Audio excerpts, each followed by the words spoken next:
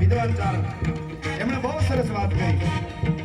ક્ષત્રિયો ત્યારે યુદ્ધના મેદાનમાં ઉતરે હાથમાં તલવાર લઈ ધર્મને બચાવવા માટે ક્ષત્રિયો અને ચારણો છંદો બોલવા ઉતરે ક્ષત્રિયો ધીંગાણે ઉતરે ધર્મને પછી દેવોને એની રીતે ગોઠવાઈ જવું એમાં દખલકારી ન કરવી જરાય એવું કીધું છે કેવી